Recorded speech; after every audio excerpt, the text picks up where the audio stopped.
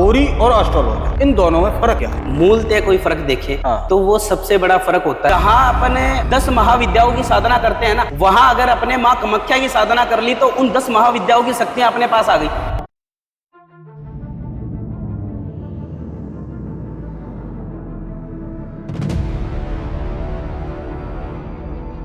इतनी बड़ी शक्ति है माँ कामाख्या। एक किसी भी इंसान की कुंडली देखें हम तो अघोरी के पास जाए उसको कुंडली की जरूरत नहीं। वही कुंडली अगर एस्ट्रोलॉजी के माध्यम से देखा जाए तो हजार चीजें वो बताते हैं। कहते हैं कि ये ग्रह कमजोर है, ग्रह यहाँ बैठा हुआ है, वो ग्रह वहाँ है, आपको ये धारण करना है, वो पहनना है, ये करना है, वो करना है। क्या इनके माध्यम से काम होता है या एस्ट्रोलॉजी में कुछ और ऐसा रहस्य है जो अंदर का है, अभी तक सामने नहीं आया है?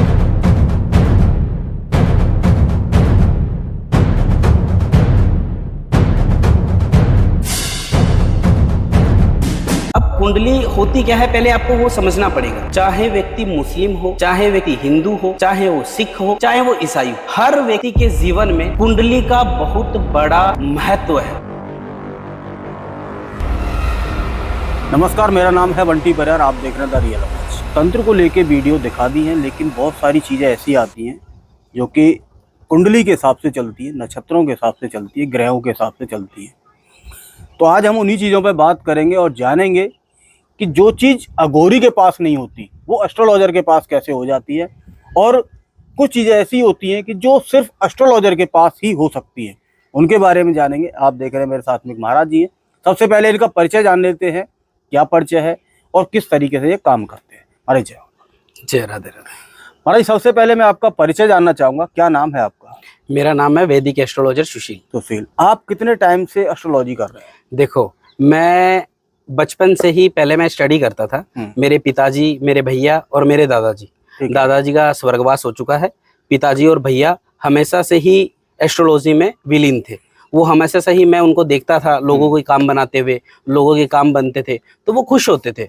तो उनकी जो भूमिका है ना, मेरे पिताजी की और भैया की, वो कई लोगों के जीवन में एक तरीके से एक भगवान के जैसी भूमिका है। तो वो चीज देख के मैं बहुत ज्यादा अट्रैक्ट होता था कि यार कोई व्यक्ति इनको इतना मानता है।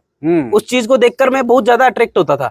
तो मेरे मन में ऐसे विचार विलीन होते थे कि यार मैं भी कुछ ऐसा करूं कि मैं भी किसी का भला कर पाऊं, मैं भी किसी का काम बना पाऊं। क्योंकि जब व्यक्ति दुखी होता है ना, तो वो इतना दुखी होता है कि वो अपने आप को खत्म करने तक पे नौबत पे आ जाता है। बिल्कुल। उस लेवल से उसको और उस लेवल पर पहुंचाना जहां वो जाना चाहता था, उससे वहां तक उसको लेकर आने में जो खुशी व्यक्ति को मिलती है ना, जो अपनी अंतरात्मा को खुशी मिलती है, वो सबसे बड़ी खुशी होती है। महाराज जी, कुछ ऐसे सवाल मेरे मन में हैं, मैं बात करूं आम जनता को रख के जी। जो काम आप करते हैं एस्ट्रोलॉजी के माध्यम से, बिल्कुल वही काम एक अघोरी करता है। जी, बिल्कुल करता है। क्योंकि हर घर की परेशानी तो सेम है। बिल्कुल है। हर इंसान की परेशानी सेम है। बिल्कुल है। कोई अघोरी के पास जा रहा है, उनके पास काम बन रहा है, कोई एस्ट्रोलॉजी के पास एस्ट्रोलॉजी के माध्यम से अपना काम ले रहा है। जी बिल्कुल। ठीक है, सवाल तो बहुत है, लेकिन हम स्टार्टिंग करें अघोरी और एस्ट्रोलॉजर, इन दोनों में फर्क क्या है?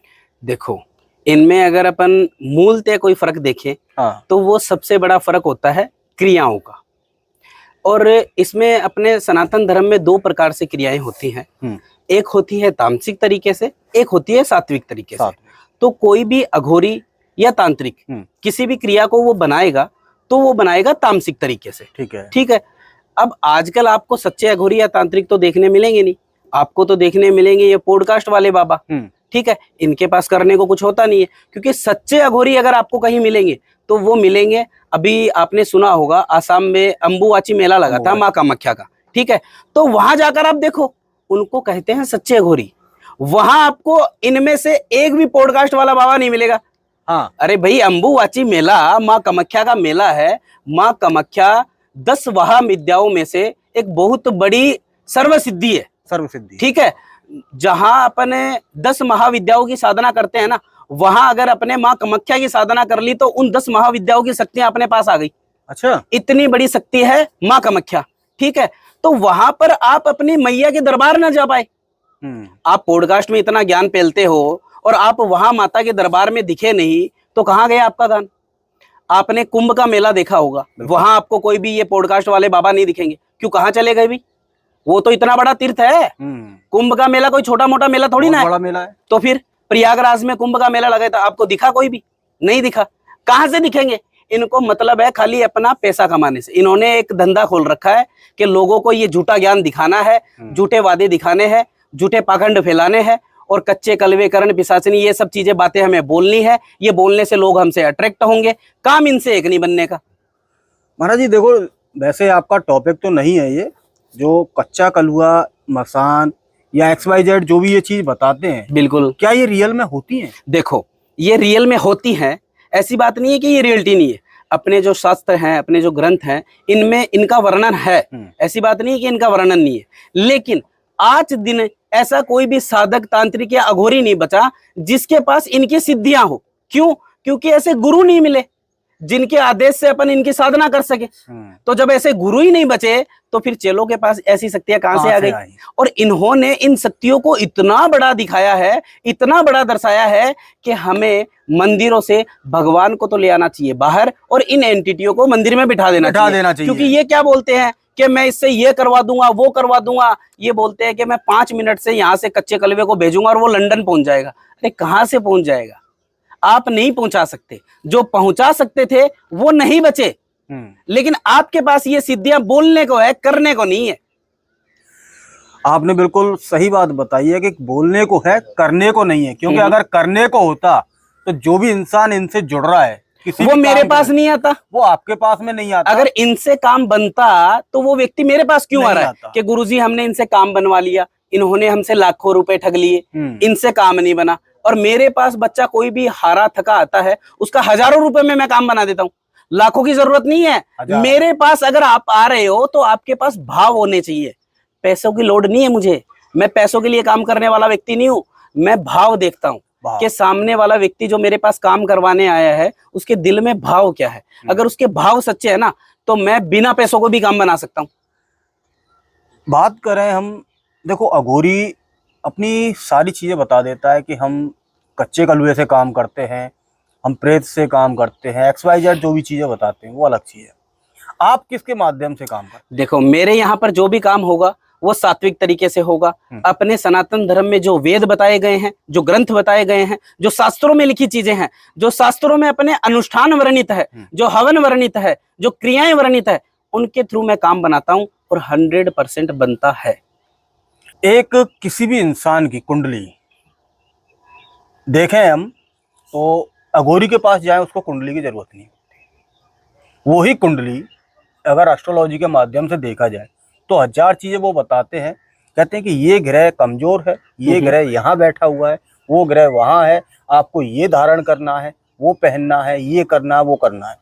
क्या इनके माध्यम से काम होता है या एस्ट्रोलॉजी में कुछ और ऐसा रहस्य है जो अंदर का है, अभी तक सामने नहीं आया है? जी देखो, मैं आपको कुंडली के बारे में बताता हूँ। हाँ। कुंडली का किसी भी व्यक्ति के जीवन में, अब कुंडली होती क्या है पहले आपको वो समझना पड़ेगा। चाहे व्यक्ति मुस्लिम हो, चाहे व्यक्ति हिंदू हो, चाहे वो सिख हो, चाहे वो ईसाई हो, हर व्यक्ति के जीवन में कुंडली का बहुत बड़ा महत्व है। हर एक व्यक्ति के जीवन में कुंडली और ग्रह, अब ग्रह किस चीज पे डिपेंड करते हैं? ग्रह जो अपने घरों को चेंज करते हैं, अपने स्थानों को चेंज करते हैं। हाँ। वो क्यों चेंज करते हैं? वो चेंज करते हैं अपने कर्मों की वजह से। अगर व्यक्ति अच्छे कर्म करेगा तो ग्रह अपने अच्छे कर्मों के हिसाब से अपन को फल देंगे, और अगर व्यक्ति बुरे कर्म करेगा तो बुरे कर्मों की वजह से अपने ग्रह अपने स्थान चेंज करेंगे। और अगर व्यक्ति राजा है तो उसको रंक बना देगा, और रंक है तो उसको राजा बना देगा। ये होती है अपने कुंडली की प्रोसेस, ये होती है अपने ग्रहों की प्रोसेस। आपने बताया कि कर्मों के हिसाब से ग्रह अपनी जगह घर चेंज करता है। बिल्कुल चेंज करता है। तो इसमें अगर देखें हम, जब ग्रह के माध्यम से सारी चीजें हो रही हैं तो घर में बहुत से लोग कहते हैं कि वास्तु दोष या कोई भी चीज यहाँ से वहां, तो इनका क्या मतलब है? देखो, वास्तु दोष क्या चीज होती है कि अपना घर है, उस घर में अपने किसी भी चीज को या किसी भी वस्तु को कहीं भी रख दिया। ठीक है। कोई भी चीज कहीं पड़ी है, कोई चीज कहीं पड़ी है, मंदिर का स्थान अपन ने कहीं रख रखा है, बेड अपन ने किसी डायरेक्शन में डाल रखा है। हाँ। किचन अपना कोई डायरेक्शन में है, अपने लेट बाथ जो होते हैं वो कोई डायरेक्शन में। तो इन सब चीजों का अपने जीवन में वास्तु दोष का बहुत बड़ा महत्व दिखाया गया है। अगर किसी भी चीज को अपन उसके स्थान पर नहीं रखेंगे या उसका स्थान अपन फिक्स नहीं करेंगे तो उस चीज का अपने जीवन में उतार आएगा, और ऐसा उतार आएगा कि व्यक्ति उस चीज से भी बहुत बड़े तरीके से बर्बाद हो सकता है। बर्बाद हो सकता है, या अगर वो ठीक रखेगा तो वो फिर आवाज बिल्कुल सही तरीके से बिल्कुल। अक्सर करके होता क्या है, एक इंसान कोई भी 1000 जगह भटक लिया, अघोरियों के पास गया, अच्छे एस्ट्रोलॉजर के पास गया, वास्तु दोष निकलवा लिए, लेकिन फिर भी वो परेशान है। तो क्यों? इसके बारे में जानते हैं कि अगर उनकी परेशानी नहीं कम हो रही है तो क्यों नहीं हो रही है, और ऐसा क्या रहस्य छुपा हुआ है उसकी परेशानी को बांधे हुए है, उसके बारे में जानते हैं। महाराज जी, जो चीजें कहीं भी नहीं हुई उनके पीछे क्या रहस्य है कि उनको सुधारा जाए? देखो, कई दफा क्या होता है, कई बच्चे होते हैं वो अघोरियों के पास चले गए अपनी समस्या लेकर, वहां से उनका समाधान नहीं हुआ। बड़े बड़े तांत्रिकों के पास चले गए, वहां भी उनका समाधान नहीं हुआ। उन्होंने अच्छे से अच्छे एस्ट्रोलॉजर को अपनी कुंडली दिखवा ली, लेकिन वहां से भी उसको समस्याएं पकड़ में नहीं है या उसका समाधान नहीं हुआ। तो इसमें होता क्या है कि कभी कभी अपनी जो कुंडली होती है ना, उसमें कई चीजें होती है जिनकी वजह से अपने ऊपर कुछ दोष लगे हुए होते हैं अपनी कुंडली के माध्यम से। तो उन दोषों का अगर अपन निवारण करते हैं या उसके जीवन में जो भी समस्याएं चल रही है उनका सात्विक तरीके से अपन कर्म करते हैं, तो उन चीजों से उसकी कोई भी समस्या हो, बड़ी से बड़ी समस्या हो, उसका समाधान अपन अपनी कुंडली के माध्यम से करवा सकते हैं। और अगर कुंडली के माध्यम से अगर समाधान आपका नहीं हो रहा है तो हम बैठे हैं ना, सात्विक तरीके से ऐसे अनुष्ठान कर दूंगा कि आपके जीवन में हर एक समस्या भाग जाएगी, इसकी मेरी गारंटी है। बात करें हम, अक्सर करके देखा है नए रिश्ते जो होते हैं, कई ऐसे कमेंट आते हैं मेरे पास में, कहते हैं जिस टाइम हमने शादी करी उस टाइम हमने दोनों की कुंडली मिलाई, सारी चीजें मिलान करने के बाद हमने अपनी शादी की, लेकिन फिर भी शादी को 2-3 महीने नहीं होते झगड़े शुरू हो जाते हैं, और 6 महीने में वो रिश्ता उस कगार पर पहुंच जाता है कि उनको अलग होना निश्चित हो जाता है ना। अगर ऐसी कंडीशनें बन रही हैं तो इसके पीछे क्या रहस्य रहता है? देखो, इसमें होता क्या है कि आजकल आपने देखा होगा कुछ एआई ऐप चलते हैं या कुछ एआई वेबसाइट चलती हैं, उनसे अपन अपनी कुंडलियां बनवा लेते हैं और उनसे ही अपन अपनी कुंडलियों को मैच करवा लेते हैं। अब एआई चीज तो वही चीज क्लियर कर पाएगा ना जितना उसके पास ज्ञान है। आप किसी एस्ट्रोलॉजर के पास गए ही नहीं, आपने उनसे कुंडलियां मैच करवा ली, मैच करवा के आपने शादी कर ली। अब अगर आपके दोनों में से बच्ची या बच्चा, दोनों में से किसी की भी कुंडली में अगर मंगल दोष लगा हुआ है तो आपकी शादी तो 100% बिगड़नी है। मंगल दोष के बिल्कुल 100% बिगड़नी है, और बिगड़नी नहीं है, इसके आगे मृत्यु भी हो सकती है, बच्चा या बच्ची की मृत्यु तक हो सकती है मंगल दोष, अगर मंगल दोष आपकी कुंडली में है। तो ये चीज मैं नहीं बोल रहा, ये चीज अपने ग्रंथ बोलते हैं, अपने शास्त्र बोलते हैं, और ये 100% रियलिटी है। ये नहीं है कि मैंने कुछ भी बोल दिया, नहीं, ये रियलिटी है। बात करूं इसकी कि अगर कोई अपना रिश्ता बचाना चाहता है, बिल्कुल, उसने पिछला जो टाइम निकल के गया उसका जी, शादी की, कुंडली दिखाई, सारी चीजें कर ली, फिर भी उस कगार पर है कि रिश्ता टूट रहा है, वो चाहता है कि मेरा रिश्ता बचे, मेरा प्यार सलामत रहे, तो उसके लिए वो ऐसा क्या करे जिसकी वजह से वो अपने रिश्ते को मजबूत कर सके? बिल्कुल, इसमें होता क्या है कि कई बच्चे आते हैं जिनको प्यार प्रेम की समस्याएं होती है, लव प्रॉब्लम होती है, किसी को लव मैरिज की प्रॉब्लम होती है, किसी को हस्बैंड और वाइफ की प्रॉब्लम होती है। तो उस कंडीशन में होता क्या है कि किसी थर्ड पर्सन की वजह से उनका रिश्ता खराब हो रहा होता है, या फिर आप लव मैरिज को पकड़ के चलोगे तो घर वालों ने अपनी बच्ची के ऊपर कुछ ऐसी चीजें करवाई कि उसका मन सामने वाले की तरफ से भटक जाए। ठीक है, तो इन सब क्रियाओं को जब थर्ड पर्सन करता है तो उन दोनों में जो आपस में एक दूसरे से प्रेम करते हैं उनमें दूरियां बनना स्टार्ट हो जाएगी। उस चीज का सोल्यूशन है वो हम आपको करके देंगे, 100% करके देंगे, अपनी सिद्धि और साधनाओं के द्वारा करके देंगे। इसमें कुछ अनुष्ठान होता है, जैसे आपने पूछा कि अगर दो प्रेम करने वाले व्यक्ति आपस में दूर हो रहे हैं तो उसके लिए अपन कौन सा सोल्यूशन करते हैं, तो इसमें एक सर्व सिद्धि अनुष्ठान होता है। वो क्या काम आता है, जब किसी थर्ड पर्सन ने आपके रिश्ते को पूरी तरीके से बिगाड़ दिया है और कल तक तो वो व्यक्ति आपके लिए जान देने को तैयार था, और आज वो व्यक्ति आपको बोल रहा है कि मैं तेरे को जानता ही नहीं कि तू कौन है, मेरे को नहीं रहना तेरे साथ, तो ये चीज प्राकृतिक तरीके से तो पॉसिबल नहीं है ना। ये तो है नहीं कि प्राकृतिक तरीके से कल तक वो आपके लिए जान दे रहा था और आज वो आपको जानने से इनकार कर रहा है। प्राकृतिक तरीके से ये नहीं हो सकता। तो इसमें होता क्या है कि कुछ तंत्र क्रियाओं के द्वारा कुछ क्रियाएं करवाई जाती है थर्ड पर्सन के द्वारा कि उन दोनों में आपस में दूरियां बन जाती हैं और वो दूरियां उनके रिश्ते को खराब तक कर देती हैं पूरी तरीके से। उस कंडीशन में अपन को करना क्या होता है कि एक सर्व सिद्धि अनुष्ठान होता है, उसके थ्रू मैं आपको काम बनाकर दूंगा और ऐसा काम बनाकर दूंगा कि जीवन भर आप दोनों के बीच कोई थर्ड पर्सन आ जाए, चाहे कितना ही बड़ा तांत्रिक आ जाए, चाहे कितना ही बड़ा अघोरी आ जाए, मैंने एक बारी अगर किसी कर्म को बना दिया और वैदिक तरीके से बना दिया तो किसकी इतनी मजाल नहीं कि वो उस कर्म को तोड़ दे। नहीं तोड़ सकता। ऐसा होता है 100% होता है कि किसी की काट ही नहीं है। नहीं है काट, 1% काट नहीं है। अगर मैंने उस चीज को सात्विक तरीके से बना दिया तो, और अगर आपके भाव सच्चे हैं तो। सबसे बड़ी डिपेंड करती है चीज भावों की, भाव सही होने चाहिए व्यक्ति के।